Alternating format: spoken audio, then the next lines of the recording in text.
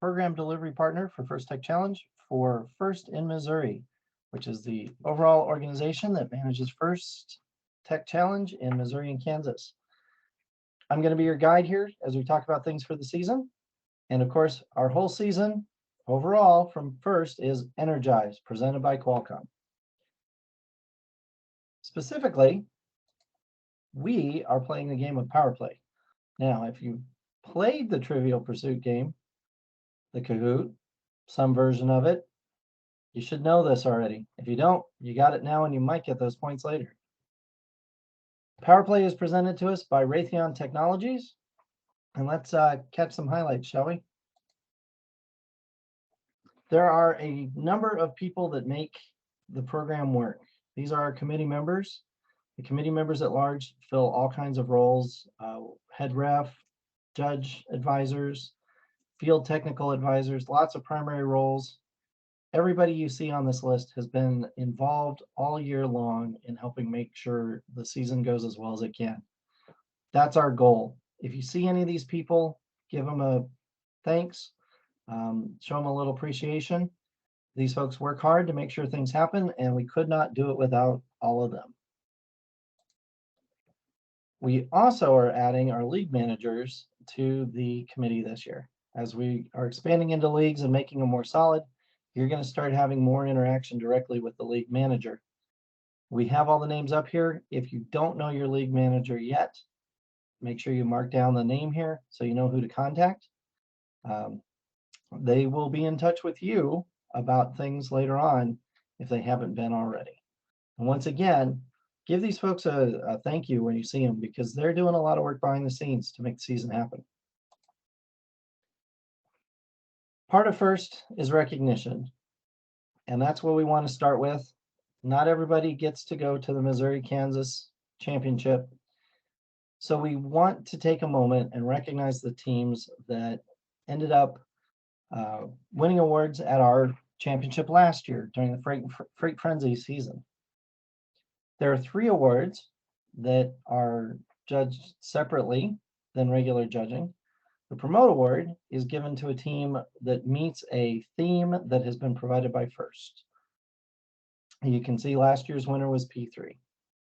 The Compass Award is given to a coach or mentor that their students nominated as having been a significant factor in their success this year. The key point in that is the students need to nominate a student, a mentor or coach. The students need to do it. The coaches aren't going to ask you. They're not going to remind you. That's up to you all as the students. I'd recommend you think about it now if you can, because having been nominated for this in the past, it is fantastic to see that video play and know that your students, those you were helping, thought that highly of you. From the First volunteer side, the volunteer, the Compass Award winner was Rick Roberts from ZBots. The Volunteer of the Year, we have a large number of volunteers every year that are involved in helping make sure the games run well, judging goes well, things go smooth. There are people who go above and beyond every year, and we get to pick one to recognize. Last year we picked Tony Strahan. We'd like to thank him and encourage everybody to continue to volunteer, because that's a major part of making all of this work. There's some other recognition that is important from teams. Each team is entitled to nominate 2 Dean's List candidates. These 2 candidates are interviewed, and then the top 4 in the Missouri-Kansas region are selected to go as Dean's List finalists. They go to the Dean's List luncheon at Championship in Houston. And it's a great opportunity for these folks. They get a chance to mingle with other people, talk to other people, be a part of something really kind of special at the championship. So we would like to once again recognize our Dean's List finalists from last year: Alexandra Adams, Gracie Steinmeier, Shashir Varghese, Cade Walker. And if I messed up anybody's name, I truly apologize.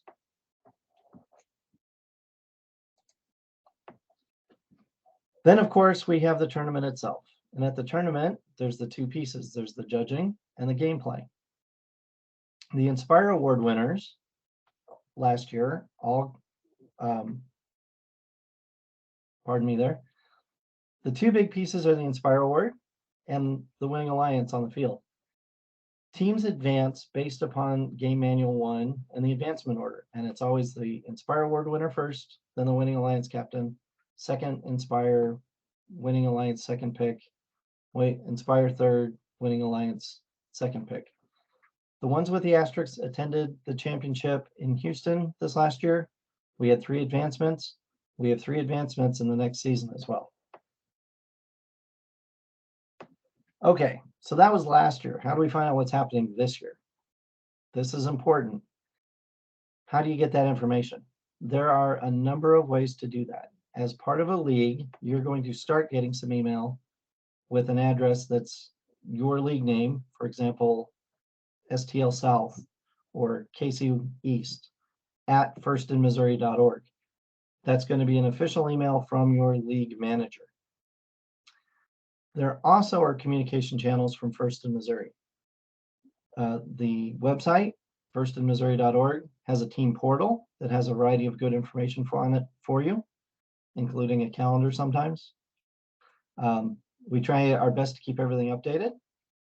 The Tech Tuesday newsletters that come out every Tuesday at 6 a.m. every week, those are worth looking at. And we recommend designating at least one person on the team whose job it is to read that and summarize it and catch all the important points, because there's stuff in it every week that's new and it's all important kinds of things.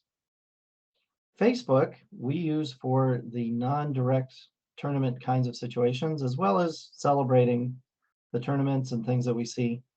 Facebook's a bit more unofficial, so that we can post teams, you can post teams, you can post events, STEM kinds of events. We like to try and broaden that whole STEM community, and that Facebook is a great way to do that. We use Twitter, but not very often, but we do have an account. You can follow us there, and when we post things, you'll see it. Okay, registration. Registration is one of the most important things we need teams to take care of. Right now, we have 85 paid teams. The plans are for significantly more than that, but we have to hear from you. We have to know whether you're coming back. We have to know what step you're in. Please contact us if you're having any troubles at all with registering. Please contact us if you know you're coming back, you just haven't managed to get things figured out yet. We want to help you. We need to get this taken care of. You see the deadline there of 9/30/22 to pay first and request your Missouri Kansas invoice. The first step in that is paying your national registration through the first dashboard. If you have a grant that you're waiting on to pay your registration, please let us know. We can mark that.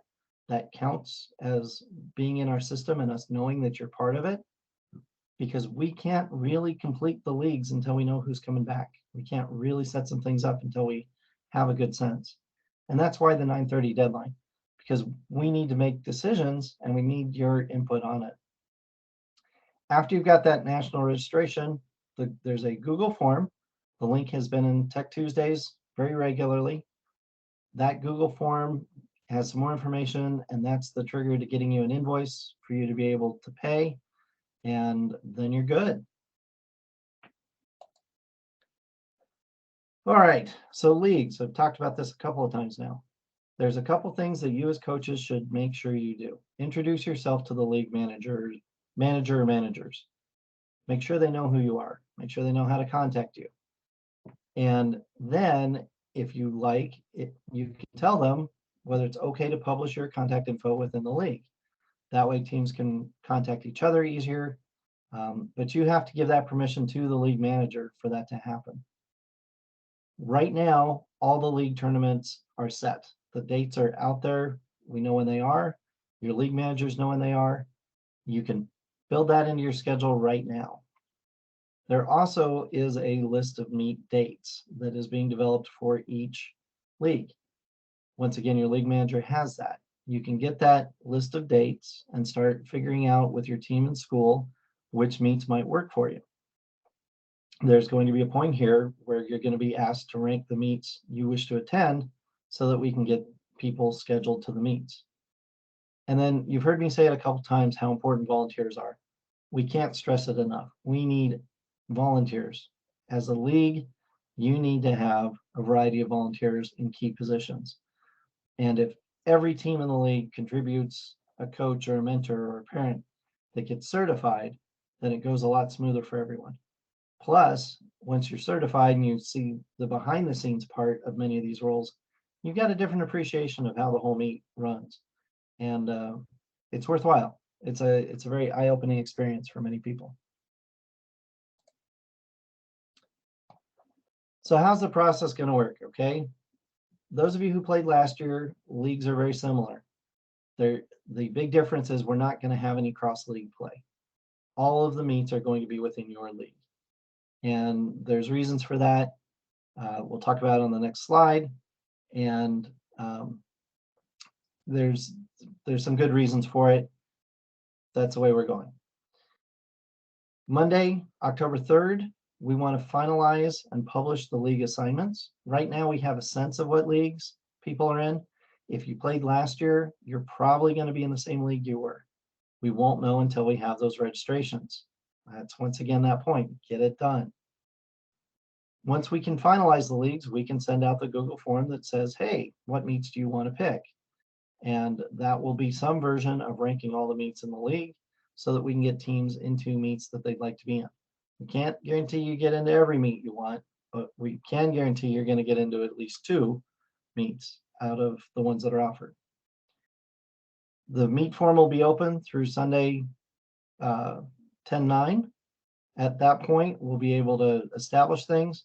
And by Monday 10/17, we'll have rosters posted on FTC events so that everybody knows where they're playing for the rest of the season. Speaking of playing, there is a big change this year on ranking points. Ranking points are now determined by wins, right? So 2 for a win, 1 for a tie, 0 for a loss.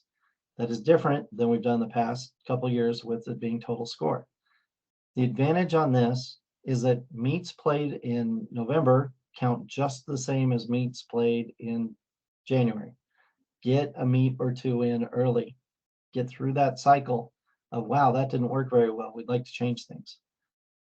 The other 2 things that have changed, right? We have our ranking points, 2 points for a win, etc.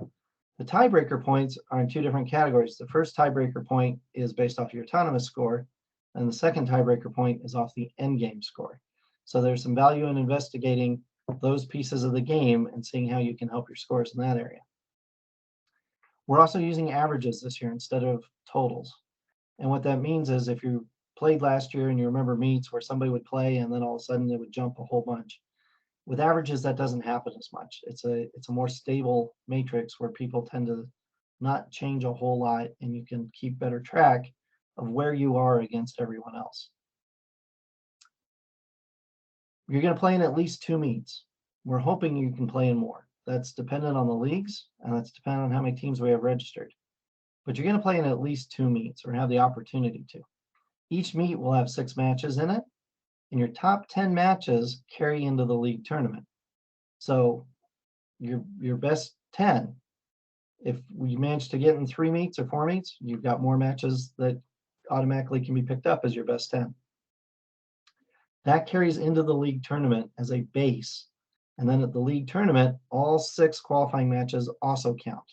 So your ranking for alliance selection is based upon 16 matches, 10 of which you played as league tournament matches.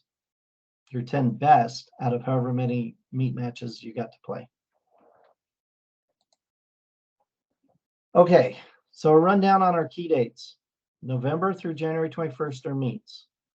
January 15th is the deadline for the Dean's List entry. Remember, each team can nominate 2. Those are preferably sophomores and juniors. They cannot be seniors. These are the students that really made the team happen, that went above and beyond, that are kind of the role models for everyone. All of the league tournaments are January 28th through February 11th. They're all set. Like I said, check with your league manager for specifically which date for your league. Compass and promote. These are video submission deadlines. So you're creating a video based on guidelines that are provided and submitting it to us. Those get judged, and the winners of that and the Dean's List also are all announced at the Missouri-Kansas Championship at Missouri S&T on March 4th. That'll be a 36-team tournament.